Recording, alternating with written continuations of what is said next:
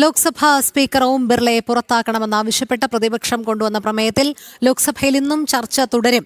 കേന്ദ്ര ആഭ്യന്തരമന്ത്രി അമിത്ഷാ പ്രതിപക്ഷത്തിന് മറുപടി നൽകും.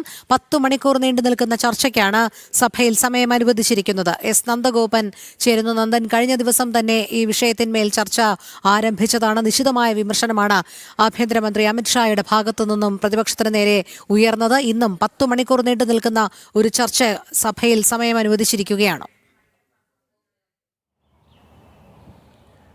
രോഹിണി, ഇന്നലെ കോൺഗ്രസിൻ്റെ എം പി മുഹമ്മദ് ജാവേദാണ് സ്പീക്കർ പക്ഷാപരമായി പെരുമാറുന്നു, നീതിയുക്തമായി പെരുമാറുന്നില്ല എന്ന് ചൂണ്ടിക്കാണിച്ചുകൊണ്ട് ഇത്തരത്തിലൊരു പ്രമേയം സഭയിൽ അവതരിപ്പിച്ചത്. പ്രതിപക്ഷ എം പിമാർ ഒരുമിച്ച് ഒപ്പിട്ട ഏതാണ്ട് 119 എം പിമാർ ഒരുമിച്ച് ഒപ്പിട്ട പ്രമേയമാണ് ഇന്നലെ സഭയിൽ ഇതുമായി ബന്ധപ്പെട്ട ചർച്ചയ്ക്കെടുത്തത്. 10 മണിക്കൂർ സമയമാണ് മൊത്തത്തിൽ ചർച്ചയ്ക്ക് അനുവദിച്ചിരിക്കുന്നത്.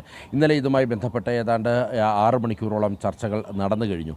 ഇന്നലെ ഈ ചർച്ചയിൽ പ്രധാനമായും പ്രതിപക്ഷം ഉന്നയിച്ച ആരോപണങ്ങളെ പാർലമെന്ററി കാര്യമന്ത്രി കിരൺ റിജിജുവിൻ്റെ നേതൃത്വത്തിലുള്ള ഭരണപക്ഷമാണ് ഇതിനെ ചെറുത്തുനിന്നത്.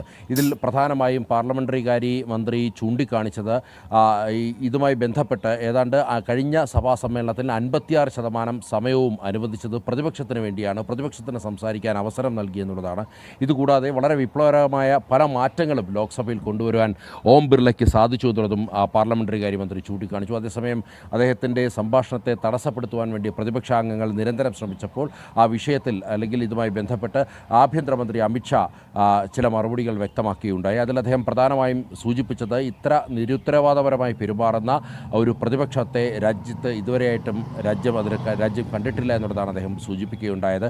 ഇന്നിപ്പോൾ ഉച്ചയ്ക്ക് ശേഷം ഏതാണ്ട് വൈകുന്നേരത്തോടുകൂടി അമിത്ഷായുടെ മറുപടി ഇതുമായി ബന്ധപ്പെട്ടുണ്ട്. ശേഷം വോട്ടെടുപ്പ് നടക്കും. സ്വാഭാവികമായും BJP നേതൃത്വം നൽകുന്ന NDAക്ക് സഭയിൽ വലിയ ഭൂരിപക്ഷമുള്ളതിനാൽ തന്നെ ഈ പ്രമേയം പാസ്സാകാതെ മുന്നോട്ട് പോവുകയും ചെയ്യും. ശരി, എസ് നന്ദഗോപനാണ് വിവരങ്ങൾ നൽകിയത്.